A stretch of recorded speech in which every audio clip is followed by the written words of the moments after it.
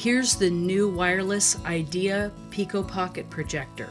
Let's unpack it and see what's inside.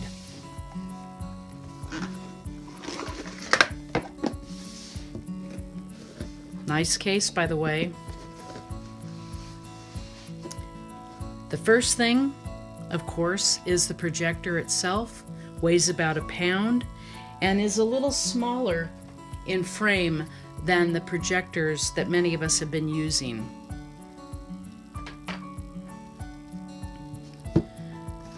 And of course it comes with a battery charger that just goes right into the wall and a charging cable that will charge it up between use.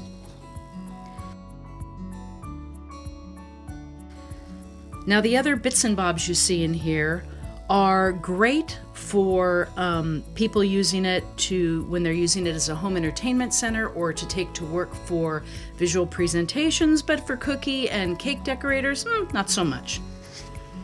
You have a little remote, a car charger, so after you've showed a movie to the kids in the inside of the camper, you can charge it up in the car on your way to the next campsite. And then it's got a nice little projector, a nice little tripod, which actually for its size is pretty steady. And with any kind of device, you get user guides and quick start guide, which are about as helpful as they usually are. Not so much. Let's go ahead and take a little mini tour of our mini Pico. On the first side, we have the control buttons. First is the power button. Press and hold for 3 seconds to power up. Press and hold for 3 seconds to power down. These 3 buttons, the plus, the minus, and the back button, will help you navigate through the menu held within the Pico itself. The lens. The focus toggle. Now some people have found that on another version of the Pico, the focus toggle was so sensitive that it was hard to get the focus of the image and keep the focus. Personally, I found this one to have a lot more play, and so it tends to focus easily and then keep the focus. And on this last side, we have the infrared sensor that will pick up the signals coming from the remote control should you use that. We have the auxiliary port, and then here is where we go ahead and put our battery charger in to charge up our device. Once it's fully charged, you have 4 hours of battery life. You can also use the device for longer than that by just keeping this plugged in, and then you can basically use the power drawing it from the wall outlet and use it indefinitely. Next to it is the Microsd slot for a memory card in the event that you should want to go ahead and use that instead of sending your images from a device. And right below it, you'll see a little hole, and that's the reset button. So if for some reason the Pico should jam, it won't turn on, it won't turn off, you would just go ahead and put a fine pin into the tip there and start it all over again. With all the advantages of the wireless version of the Pico, this Pico has one big advantage, and that is within the menu itself, you have the ability to change the orientation of the projected image. That is not available in the new version. However, I have a simple fix for that, and all it takes is a simple phone holder for your tripod. There's a lot of different versions of this, but just go to Amazon and look for a phone adapter for a tripod. And all I'm going to do is I'm going to put this on my device, my Limo Studio,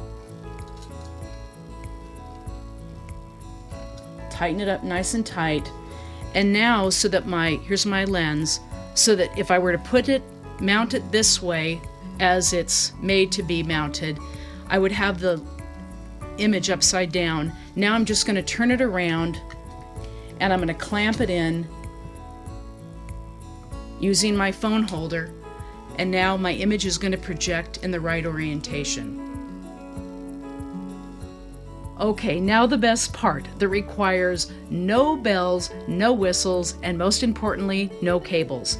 And that's how we connect the Pico wirelessly to our mobile device, whether it's a tablet or a phone or a laptop computer, okay? So I'm going to, for the sake of this demonstration, be using an iPad because I know only iOS devices.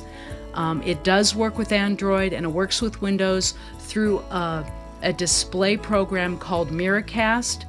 So hopefully you know about that. If not, you've got some research to do. I've also got it set up on the tripod so that you can just view everything at one time. And I'll be using the remote for the most part, just so my hands are out of the way. Okay, so here we go. Now we're going to go ahead and power on. I'm going to push in the power on button for about 3 seconds. I'll hear the fan go on. I'll see the illuminated light go on. And there we go. Now I can navigate my way around using the buttons on the side, or I can just do it this way. Now the thing is, because I use iOS devices, I'm never going to use the Windows. I'm never going to go into DLNA because I have no idea what that is, but I do know it's another way to connect your devices. There's Android, not going to use that. I might use the micro SD card, and if I do that, I'm just going to slide the card full of images in there.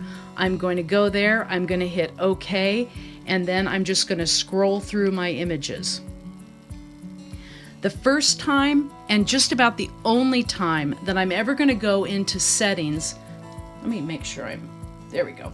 The only time I'm going to go into settings is when I first get my Pico. The first time I turn it on and I want to hook it up in my house. And that's the same thing that you do with any mobile device that's Wi-Fi connected.